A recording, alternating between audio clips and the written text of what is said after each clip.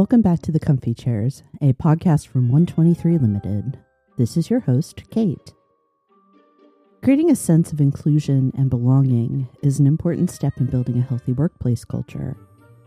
While there is often a good deal of debate about the operational realities and challenges associated with inclusion, the primary barrier is very human: bias.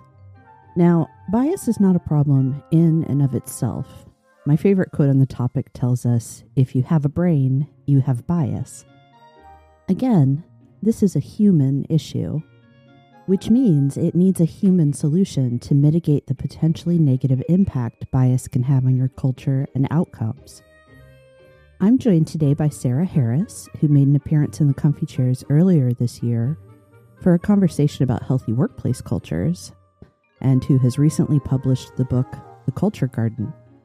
I'm looking forward to reconnecting with Sarah and discussing how leadership mindsets, as well as practices of empathy and vulnerability, can play a part in addressing bias in the workplace. Sarah, thank you so much for coming back to the Comfy Chairs. I always like to take a moment, even when someone's returned, to allow them to introduce themselves. So please, would you reintroduce you? Yes, ma'am. Well, thank you so much for having me again. We always have such great conversations, so I'm very excited about today.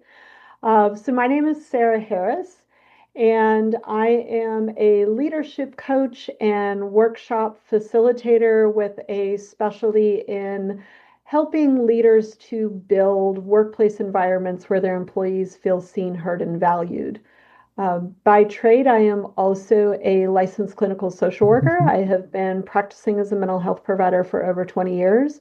And so one of the things that I bring to the table, I think that is slightly different than others, is that I do use the science of behavioral health in helping my clients to develop the practical skills so that they can be the best leader they can be. Wonderful. Well, we're here today to talk about bias and vulnerability, which I love connecting them. But as always, before we really dive in, I love to define terms. Yeah. So what is bias and what isn't it? Curious about how you define it personally. And then I know in the original question I sent to you, it's like, what kind of problems, big or small, can bias create for organizations? I'm going to tweak that when we get to it to give you a heads up.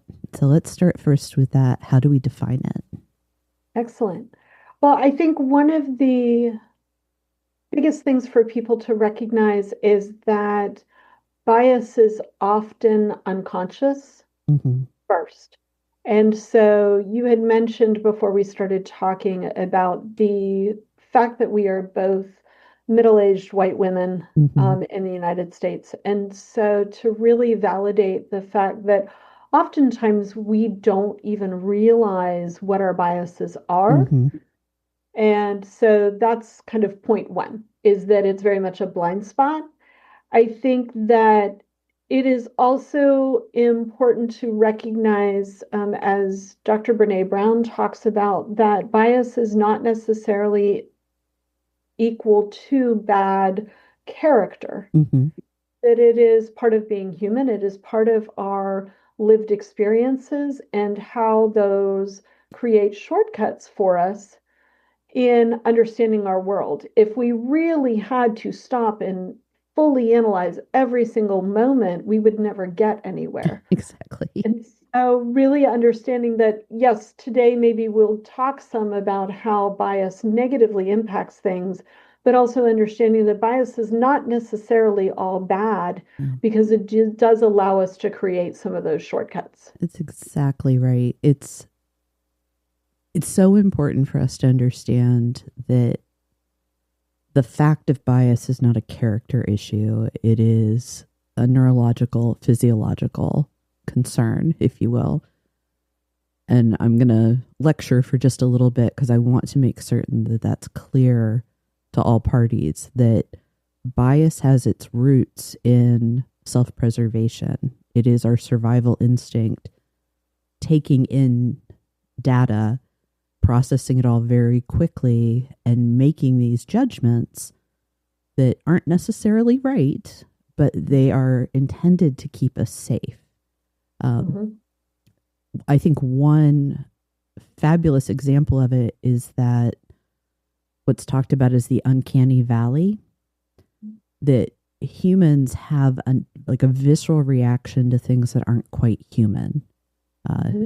When, as we've been computer animation, for example, as it's becoming more and more advanced, some of the early attempts to do full capture animation left people feeling creeped out because those people on the screen didn't look quite human. That is the type of unconscious instinctual bias that we're talking about.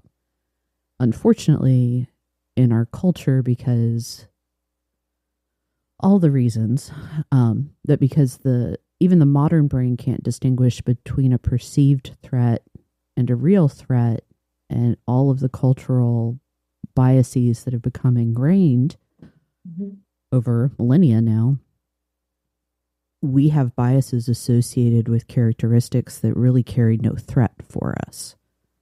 But we have a primitive brain that drives a lot even in modern times.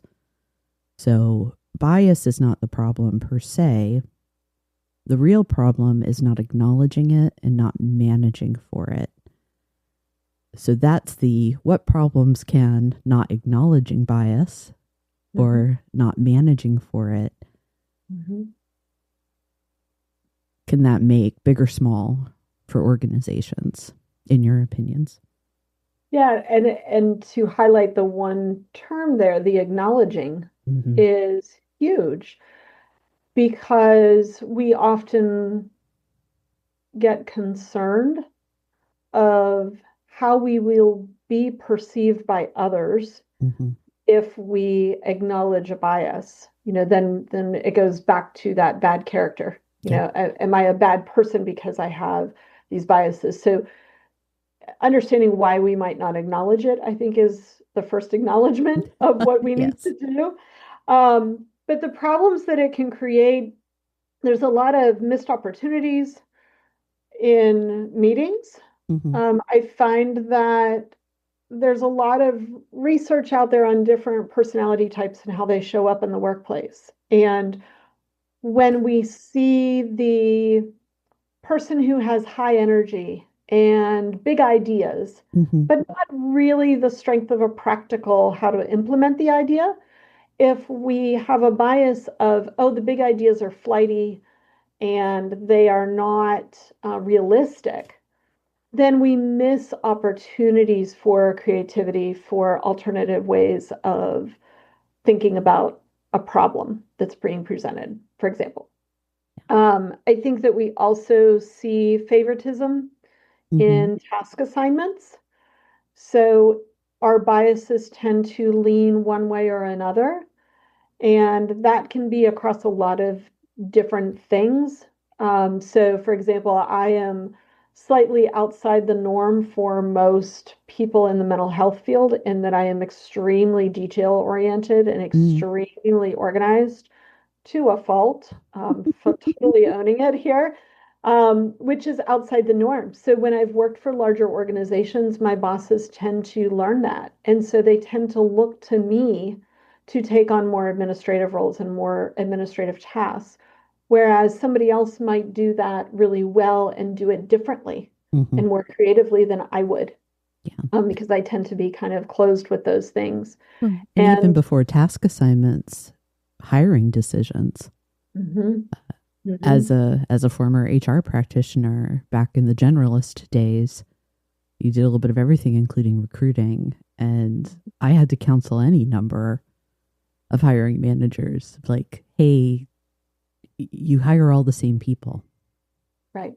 Interestingly enough, they all seem to look like you and have your background. And I couldn't always be that direct, but that's an immediate place where we can run into problems, is just in how am I screening for new employees? And that directly starts having implications for retention as well. So when there isn't enough variety, or when there's a bias towards alternative ways of looking at things, then people don't feel seen, heard, and valued. And so they don't tend to Exactly. stay. Exactly. Yeah. Or there is stagnation. People, Mm-hmm. I think it's possible for people to get bored where there is no variety too. And you lose your good thinkers and your high performers because there's not much challenge when we're all the same. Yeah. Yeah. So just like we define bias, because we are connecting bias and vulnerability in our conversation today, I'd like to go ahead and define that before we go much further. Yeah. Yeah. So when I think about vulnerability, I think first it is about self-awareness. Mm-hmm. So what are my biases? What do I find are my personal values?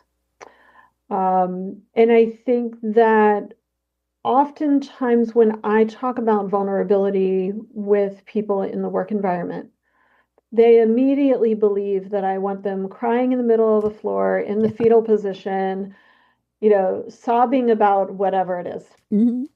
And what I talk to folks about is vulnerability is not that in the workplace. It can be in other relationships, but it is not that in the workplace. Vulnerability is still emotional exposure, but it is the emotional exposure of uncertainty. Mm-hmm. It's the emotional exposure of recognizing I don't have all the answers. It's the emotional exposure of acknowledging I might have a bias here that I don't see, or I have a bias here that I do see, Mm-hmm. and calling that out. Yeah. And so that is really what vulnerability is about, is not oversharing. It's not Yes. emotional dumping, Nope. right? It's being willing to acknowledge I am not up here on a pedestal just because I have this title behind my name does not put me on a pedestal and impervious to all. Exactly. I talk about it as understanding that vulnerability, leadership vulnerability is not nakedness. Mm-hmm. It is a conscious harnessing of the fear that comes with feeling exposed. And I think vulnerability is the byproduct of awareness and humility. That when I know myself, when I know how I'm responding and interacting in the moment, when I recognize my limitations, both my strengths and my weaknesses, both capabilities, thought, you name it, and I can acknowledge them, not like expose them and be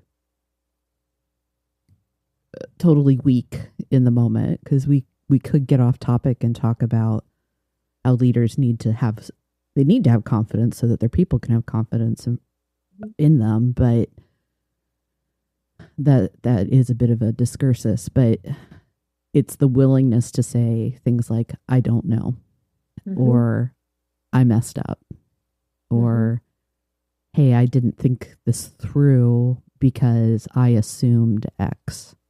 Mm-hmm.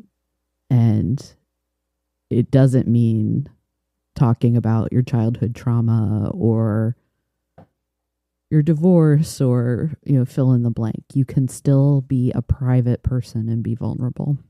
Mm-hmm. And I've known, you probably have as well, I've known a lot of leaders that struggle with that. Mm-hmm. Not just the perfectionism, but wanting to have a divide between their work and their personal lives. And they're not mutually exclusive, which I think is something that's so important for newer leaders to recognize so they don't develop, bad habits, honestly. Well, and I love the fact that you use the term humanity in the definition, because historically, the old models of leadership were very separate. We were not humans first. We were employees and leaders first, and humans second. Yeah. And the humanity of things should not come in the front door. And I think that's one of the biggest challenges for current leaders, because a lot of current leaders in higher level management are of our generation, quite honestly, Hmm. Yeah. that grew up with that idea of leave it at the door, and they're Oh, really yeah. struggling with, but what do you mean then if I'm supposed to be vulnerable? I don't do that. We didn't even do that in our own household. So how in the world am I supposed to do that in the workplace? And so really defining those terms and helping them to understand what does that look like in practical application. And Hmm. that's one of the things that I really try to work with leaders on is, what does this actually look like? Yeah. Well, I think you reminded me while we were getting ready to push record of how we got to this topic during our last conversation, and I'm so glad because I was kind of like, I know I wanted to talk with her again about this, but why? How did we get here? I'm so glad you remembered. It's it's the topic of mental health Mhm. and what we're talking about when we talk about leaders, employees even that are resistant to being human. We're talking about people at risk of damaging their mental health as well.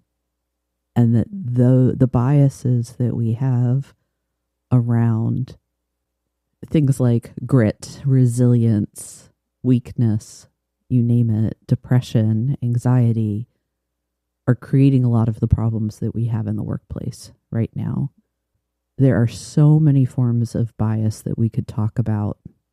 And where I'd like the bulk of our conversation today is to kind of balance between the kind of the personal and the corporate, if you will. The leaders, how can you effectively manage and mitigate your own biases? And then how can organizations support leaders in this space? I Mm-hmm. think that's sort of the important, whatever bias we're actually confronting, it's how do I acknowledge and manage it in myself? And as a decision maker, how do I support other people doing the same? Mm-hmm. So I think taking the first part of that, the individual level first, is a process of self-awareness Mm-hmm. and being willing to walk that journey of self-awareness, noticing patterns, who gets hired, who do you assign tasks to, those kinds of things. Um, Stepping into that space of what are your biases on some of the big things. You mentioned mental health, which is where this conversation initially came from, gender, lifestyles, Mm-hmm. race, all the isms. Yeah. Just kind of put the blanket over all the isms. What are our biases? And I want to point out that, again, we have such a stigma and such a fear of acknowledging those biases. We don't want to be perceived as, and, we don't want to be perceived as sexist. We don't want to be perceived as racist. And I think that if we can acknowledge that fear and step through it anyways and say, Mm-hmm. okay, but based on my experiences, um, that's a big part of this. I think that if we also encourage feedback loops, so inviting our colleagues to identify any blind spots and making it a normative thing to do bias checks. So that looks like, me, I'm very into what's the practicality of that? What does that Yes. look like? So if any of your leaders that are listening, and they say, okay, well, that sounds wonderful, but what does that mean I say? What that means that you say is, hey, is there any part of this that I might be missing? Or is there any part of this that you have a different perspective on? Now we have to go back to that hiring bias, make Mm-hmm. sure that we're not hiring all the same people so that they all think the same way that we do. Yeah.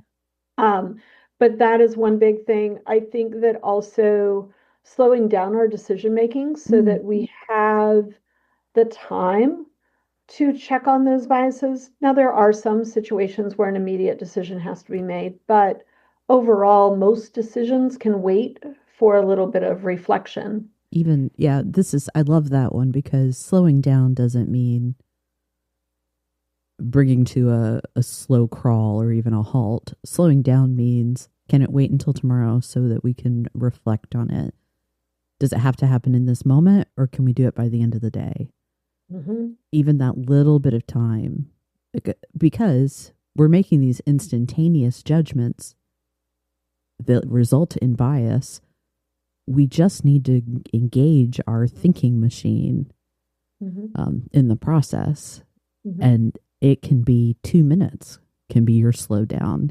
We're not talking about like, well, this is going to take a year to figure out. Right. I also love, Sarah, that you're talking about data here, that it is both kind of the corporate level data. Do we have hiring trends? Do we have gaps in the balance and representation demographically of our organization?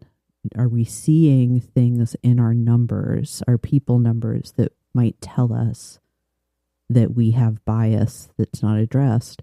But then also, what evidence do I have in myself? What are my actions showing me? The totality of what I do and decide, is there a bias present? And if I can't see it myself because blind spots, then who are the trusted advisors that can reflect to me what I can't see? So, but it's all data-driven decision making at the end of the day. Yeah. And I would even encourage folks that are listening to take those last two things and combine them. So if you're in the meeting and you ask for the feedback, right?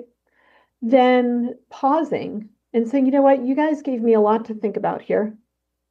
Let's come back at the end of the day. Let's reconvene first thing in the morning. Let me take all the information that you just gave me and then make my decision. And so being able to do that across environments, you know, whether we're talking in the business world or in the home world, you've given me a lot of things to think about and things that maybe I haven't considered before, and it doesn't mean that all the feedback that you get is true and valid. It is, again, set by their own biases and their own perspectives. And so when we slow down enough to filter those out, I talk to my mental health clients all the time about, you need to have an internal colander. So, you know, you make your pasta or the pot of pasta, you know, in the colander, you let the water go out, and what you really want is the pasta. And so when we develop our own internal colander, I'm going to take all of the information, the biases that somebody called me out on. I'm going to take the biases that I'm noticing in myself. I'm going to take all of the logistics that are getting in my way of this. I'm going to put it all in the pot and then dump it through my colander and come up with the best decision that I can make for the moment. One thing that I see as a theme that I want to point out is we're talking about moments of decision making. That's where bias shows up. And that's why it's so important for people with positions of power and authority, leadership, but also even like senior members of teams or more tenured, influential members of teams to have the rigor around awareness and pausing, because decisions are where biases have potential to have negative impact. Your thoughts aren't necessarily the problem. It's what you do with them, or your lack of conscious thought in this case. And I think that's important in the space of talking about bias. Is the work is not to tell people how to think. It's to set standards. And this is what I think is one of the things organizations need to do, is to be very clear about what the behavior expectations are around things like how we treat each other, how we make choices. Again, our decision making, so that it's really clear to folks. You know, you may have a deep, dark thought that if I knew it, I wouldn't like it. But what matters in this setting, because we're talking about the workplace, is how you act, how you behave. And I've made it clear to you through behavior expectations, through job descriptions, through values, you name it, that this is what is acceptable and what is not. And then when there is a violation, manager, you focus on the behavior. Because if we tell people that we know how they're thinking, we're not going to get anywhere in correcting that. It's always about, I think you always start with, this is the observable action. And that's what you're asking people to give back to you in feedback when you request feedback, is what are you seeing? What are you experiencing from me? I'm worried that I'm biased around generations. I'm concerned that maybe I'm not giving enough voice to our newest employees because I have this bias that they don't have the right perspective due to lack of experience. Well, how will people know that, hey, Kate, you're not letting our junior associates talk as much? So, yes, mindsets matter in this context, but what we're attending to in the workplace is observable behavior. And there's some really excellent work out there. It's called the bias interrupters approach. And I just kind of want to highlight for your listeners so that they can hear some really concrete examples of what that research showed. And the first bias that they highlighted was the prove it again bias, where some groups have to provide more evidence of competence in order to be seen as equally competent. The second one that they list is tightrope balance, the authoritative and ambitious behavior that is readily accepted from white men is less readily accepted from other groups. The next one being the maternal wall bias. Motherhood triggers strong negative competence and commitment assumptions. So, if you're a woman who is a mother, then you may be passed over or not given the same opportunities because they feel that you're stretched too thin without checking in first. The fourth one being tug of war bias. The bias against a group can fuel conflict within the group. So a lot of times I think in terms of, I see that a lot with the mental health world. So if somebody has a mental health condition, meaning that it is actually at a diagnosable level, then there's a lot of us and them conversation and that wall, that challenge there. And then the last one being the racial bias that differs by group, where people of color in majority, white workplaces face an additional form of bias based on racial stereotypes that differ by groups. So I think that a lot of times when we talk about bias, we talk about gender and race pretty clearly, but I really appreciated the bias interrupters approach where they really recognize that there are some of these other ones available too that we don't always think about. I just had this moment of like mini despair thinking, we talk about race and gender pretty fluently in terms of bias, and yet we've not solved for it. True. So what about all these other types of bias that show up? Will we ever get to the end? And the answer is no, because humans have bias. Right.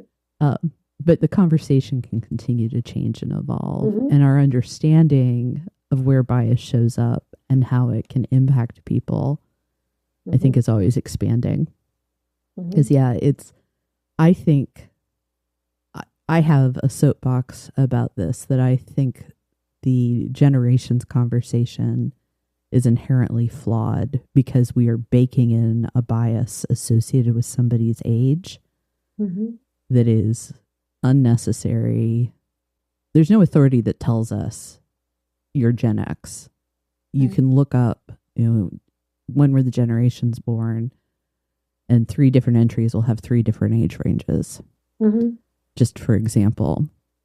And we make these broad sweeping assumptions about individuals based on something outside of their control, just like with race or gender. So I think having those conversations around what is essentially ageism under the mask of generational discussions and assumptions about preferences is an important thing that we have to do. Yeah.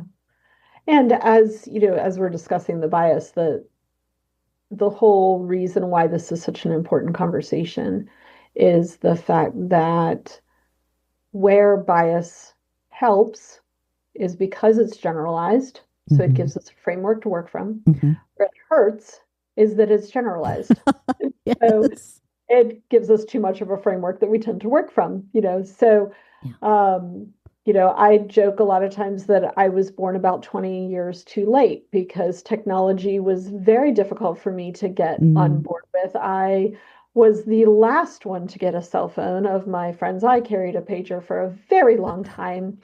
And then I kept my little flip phone for until the phone company, literally, I went in one day and I was having a problem with it. And the kid behind the counter said, I've never seen this model. I don't think we can fix it. I need you to get a new one. So, Oh, I yeah. am of the generation where, I computers were new and I Yeah. didn't have an email address until I was in college, and even that wasn't something we used. It was this new thing that they Mm-hmm. said, here, you need this. I was Yep. like, okay. But I also want to talk just quickly about your other question about how organizations can create those Yes. spaces. Thank you for reading my mind. Yes, and I think that you had mentioned earlier about, and it may have been before we hit play, but um, normalizing the culture of I don't know, Mm-hmm. normalizing the culture of I think I made a mistake, I got that wrong. That is a huge part of creating culture where we can recognize bias without shaming it, Mm-hmm. because shame is another whole topic we could go down a rabbit trail on. But um, and I think the other thing is sometimes corporations, not all, but sometimes corporations say, we're going to do this training and, make sure you finish it. And then we check the box and it's over. And then we don't do it for another 12 months. Mm-hmm. And again, my bias against technology. I get really frustrated with the trainings that are asynchronous, that you read a bunch of slides and click through, because I am like a lot of folks. And a lot of times when I do those, I don't read the slides. And I click, click, click, click, click, answer the questions, let me get it done. And that really isn't training that is helping to normalize bias. It's No. not training that's helping to normalize the human experience. It's And also, it's so not good training practice. it's not good If I put training on my practice. learning and development hat for a moment, that is, Yeah, people don't learn that way right, either. And right. yeah, so I think that is an acceptable bias against that type of I'm glad you corporate align with my activity. confirmation bias there. Thank you so much, I Kate, for know, being right? part of my Right? confirmation bias. Exactly. Exactly. It's so Um, comfortable, isn't it? yes, yes. I think the other thing to note at the organizational level is the places and spaces where your values align or misalign Mm-hmm. with the organization in which you are employed. Yeah. And so making sure that folks recognize their own biases and how they may be influencing. So, one of the things that I talk to folks about is pay attention to what irritates you the most. Yes. And that is usually a good starting point to be able to recognize, oh, wait, I think that maybe my values that are situated in our biases, my values are misaligned Mm-hmm. with my organization. Well, that's a good template too for the exercise of trying to recognize bias. Where am Mm-hmm. I uncomfortable? It doesn't Mm-hmm. necessarily mean irritated, but where am I uncomfortable?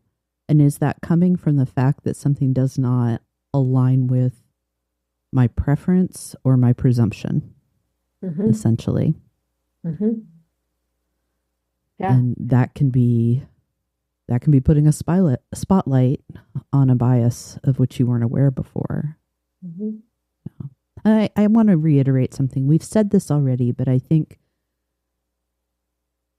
the people I know that listen to my show, I know that they are taking in the conversation about bias very personally, and they're reflecting on, where does this show up for me? Having bias is not a failing. Right. You are not bad because you have bias. Now, there are people who do bad things because of the biases that they possess. But possessing a bias does not make you bad, wrong, or flawed. It means you're human. Mm-hmm. Very much so. Yeah. Yeah, it is always about how do we behave. Mm-hmm. So emotions are not wrong, thoughts are not wrong. It is, what do I do with these experiences? Yep. Once I become aware of them, which is why we started the conversation today on self-awareness. Yes. This is simply a conversation to help facilitate that process for folks of, oh, I want to become more aware. So, things, I was joking with you a second ago. Thank you so much for being part of my confirmation bias. Yes. When we can recognize, oh, I do tend to, go to the people that I kind of know what their response is going to be. Oh, okay. Yep. That is an example of confirmation bias. Yep. It's data for you, right? It is. Yeah. Do I always go to the same people when I have a problem? Right. And And I think that's something that leaders can work on in that corporate culture, that business culture itself, making sure that decision-making teams are varied in level. At what tier are they within the organization? That they are varied around all the isms as much as we can: sexism, racism, ageism, all of the things. So if we can vary our teams in that way, vary the personalities, like, I know I'm throwing a lot into this pot, but you don't have to have one person for every category. It can be that you have a female on your team who is hyper detail oriented. Okay, so now I have a feminine perspective and a detail oriented person. Well, it's also, you survey that environment too, not necessarily so that you can hire somebody that you're missing, but I'm going to use some learning and development language. Build, borrow, or buy. Right? Do I need to add this in? Do I need to build it myself? Do I need to go out and buy it like a consultant? Or do I need to borrow? Do we take this to somebody? I have a team of 5 people. We're not able to add 7 more people to gain perspective. I guarantee that perspective exists in your organization. Go find those people and get that perspective before the decision is made. That's what we're talking about. Yeah. And what we're also talking about in this space of making it safe, normalizing, I don't know, I made a mistake. We're talking about psychological safety. And psychological safety also allows us to be really great at knowledge sharing. Not just lesson learned from mistakes, but also going to people to get their experience and perspective, like we've been talking about. Yeah. And in the Culture Garden, which is the book that I just released over the summer, I share a story about an experience that I had when I worked for a large hospital organization that went through a merger. And the irony is that my department merged with a department from another hospital that we used to kind of be in competition with each other. We were on the other side of the city from each other. And we literally were combining both programs that were in many ways exactly the same. And not only were we combining the program, but we had to go to a third-party location. They were moving the whole program to a different building. Okay. With different managers, and both teams had to blend together. And I never sugarcoat. There were a lot of people that left. There were people that stayed through the transfer and then left. Or But one of stayed the and stayed, but had really left emotionally and yeah, professionally. Yeah. and the one of the amazing things that came out of that for those of us that stayed and stayed in it was that leadership took that opportunity, divided us into mixed groups from each location of 3 to 4 people, and we pulled apart every single process. Every single aspect of the merger was discussed in these little breakout teams. What happened in that, in relation to vulnerability and bias that we have been talking about, is everybody went in those conversations believing that their organization's way of doing it was the right way. Yes. And those of us that were receptive to being engaged in that process were able to take a step back and say, oh, your way solved a problem that we couldn't figure out how to solve. Yeah. And that was amazing. And I Yeah. will say that it ended up being a group where when I left there because we moved out of state, I was in tears because it had created this culture of psychological safety, of your ideas matter and your perspective matters. And these are the things that, we were able to highlight. We talked about all of the isms. Yeah. We talked about them all. That willingness to say, hey, our way may not be the right way or the best way is a form of vulnerability. Yes. And I laugh a lot at your examples because I too have been in a healthcare merger. You do see a lot of that. It's about who's winning as opposed to how are we all going to succeed. I know in my first experience with that, I made the comment once to some of my peers, like, okay, this organization that's bought us, where we have been acquired, they have exceptional tenure, people that have worked for decades there. Mm-hmm. They're doing something right. There are things that we can learn. Yeah, we do some things better. Mm-hmm. And that's going to prove out over time, but we can't be closed off.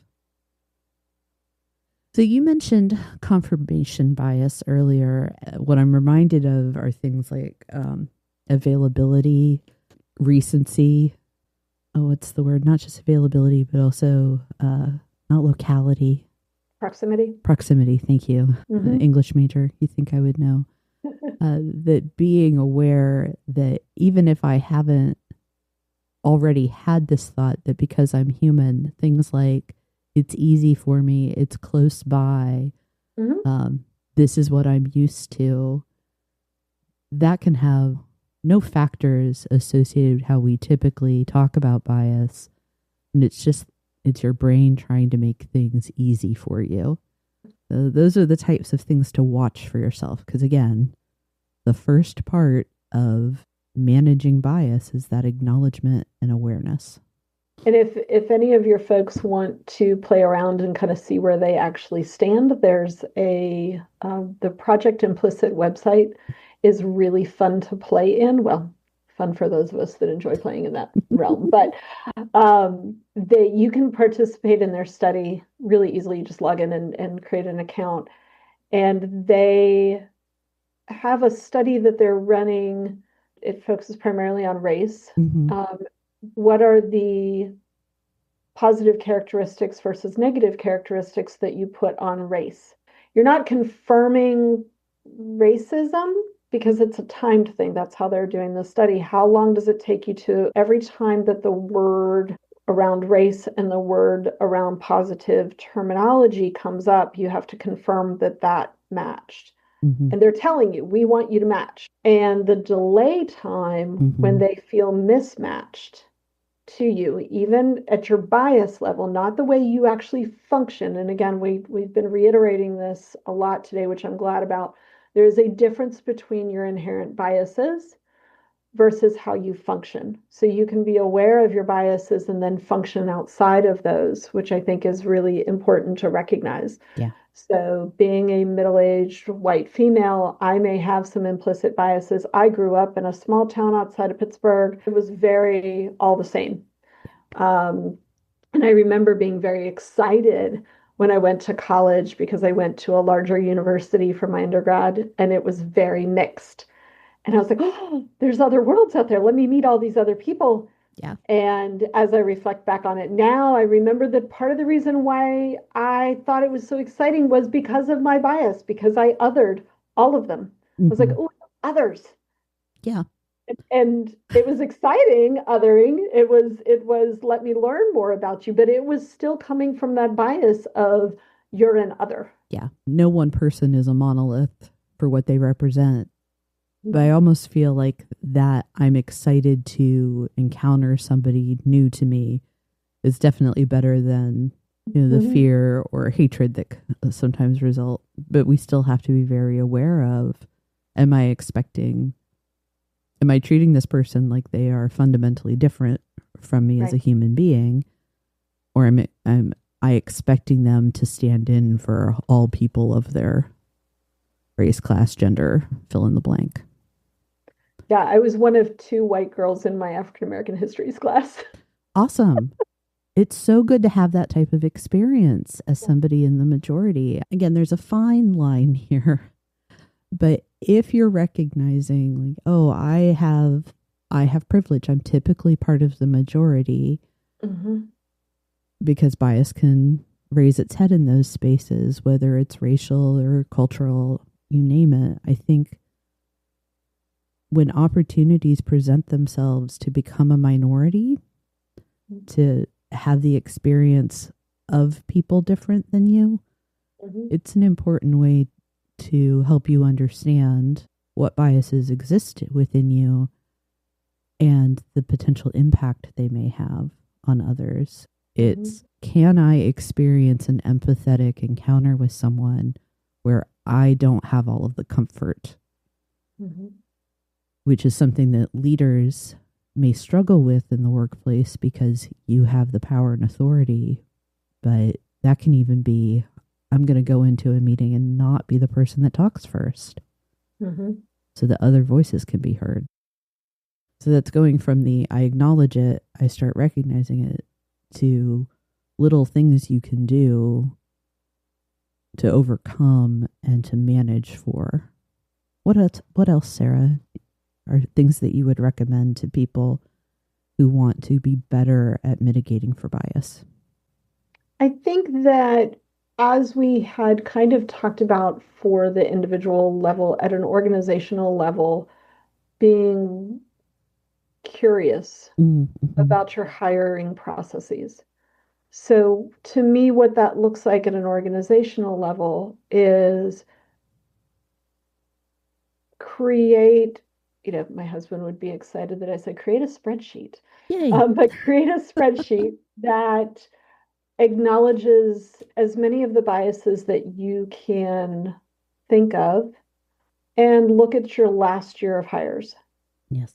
or the last month, like depends on the size of your organization, but start checking the boxes of, oh, we hired, you know, all white males in my tech company, or we hired Mm-hmm. all Asians in the tech company, or whatever your biases tend to be. And just reflect on that a little bit. Why is it? And sometimes that highlights even back down to your hiring posts, your job postings. How are your job postings bias slanted? Yeah. And so, really recognizing that all the way down to that hiring process, what am I doing in my job postings? What's happening that I'm getting that homogeneous group, that kind of group think, so everybody goes the same direction, I think is a really big thing. I also would love if people did the same comparison for promotion and recognition. Correct. Who do I tend to promote? Who do I tend to recognize for their achievements? And going into that idea of, for recognition, are you recognizing only the skills that you feel are highly valuable to the team versus being willing to recognize, oh, this other person brought this other set of skills that the team would not function Mm-hmm. without, but I don't value it as highly. And so I didn't make a recognition Mm-hmm. of it. Well, and there's an opportunity in that example too, where you're looking at what am I recognizing? What are the skills that are valued? Of digging down a layer too and saying, well, how did this person acquire these skills? Was it I sent I send Jane for training every time, Mm-hmm. and Joe has only had one opportunity in the last 5 years. Mm-hmm. Why does Jane get this and Joe doesn't? And there may be a rationale for it. Like there's a business case, a performance based case even. Mm-hmm. But asking the question is the step that you need to take. Yeah. It's intention. Yeah. We're talking about intention and mindfulness.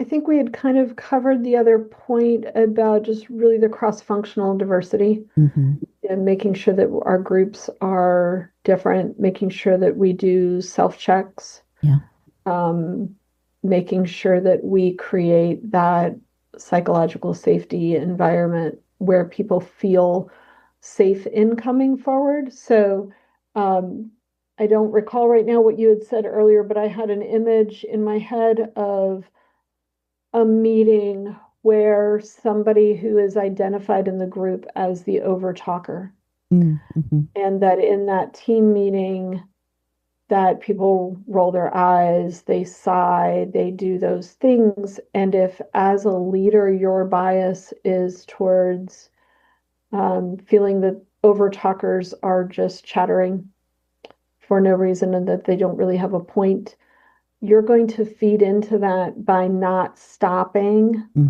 the sighs and the eye rolls. And so really recognizing at a leadership level, what kind of culture do you foster? Yeah. Because if we say, okay, so Phil has a point. Hey, no, put your phone down. Phil's talking right now. Let's make sure that we're giving attention to Phil. Now I've created a culture of, I call it out. I know that, your bias towards an overtalker is coming forward, but I'm not going to tolerate that in this environment because it's harmful.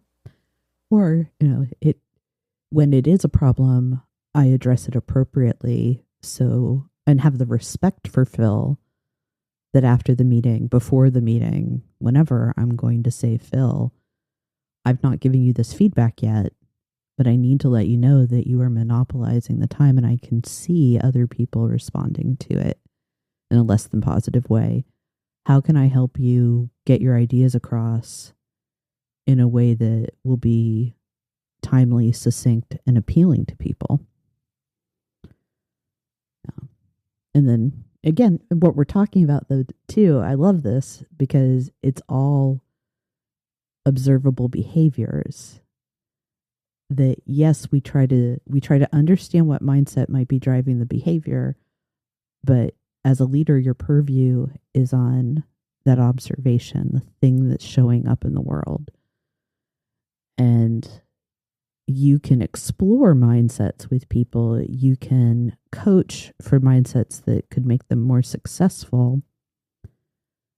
But your job is not to tell people how to think, which I hope is freeing and soothing to people. No, I like that example a lot, Sarah, because there are so many opportunities in those moments where we're together and people don't respond in a way that reflects what we want in terms of relationships and culture. And what I would encourage everyone to do is to think about a moment like that in your own experience. I mentioned it in my introduction, and you brought it up as well. You've just published a book in the last couple of months. I will have a link available for people. What do you want people to know about the Culture Garden? Well, I thank you for the time for that. Yeah.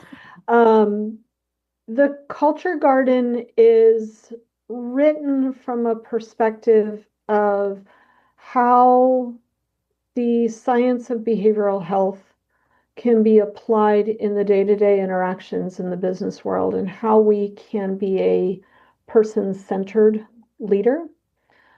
So I joke with folks, I don't do spreadsheets. I'm not going to be able to tell you where to cut costs or pay for this or pay for that. That isn't the type of leadership book it is, but it is a guide on the practical, everyday things that you can be doing to create a healthy workplace culture. And it's a lot of the content that I think that you and I covered in my previous appearance, as I cover the broad things of communication and physical space, as well as policies, and how within each of those categories we can do that. I also wanted it to be a relatively quick read. So I kept it pretty condensed and very user friendly. So there's actual scripts in there. It covers some of those areas that we don't always consider about how we are composing our workplaces. And I did not want to leave out those folks who are in the hybrid or telework exclusive settings. So there are areas within each section of the book where we do talk about how these things can be implemented in those environments. So I really wanted to make sure that I tied all of those things together as well. Excellent. Again, there will be a link in the show notes for it, and I'm looking forward to diving into my copy because it's a juicy topic. Anytime we talk about culture in very practical ways, there's a lot to glean. Thank you, Sarah. I appreciate your time. Yeah, I appreciate again having you with me. It's always a pleasure. Thank you for joining me today. If this conversation sparks something useful, please follow the Comfy Chairs and leave a review. Those small actions help more people find the show. Got a leadership question you'd like featured in a future Comfy HQ episode? Please send it my way. I'd love to hear what's on your mind. And when you're ready to move from ideas into action, 123 Limited helps leaders build stronger teams, sharper strategies, and better talent plans. Learn more at 123limited.com. That's ONE23LTD.com. Thanks for listening.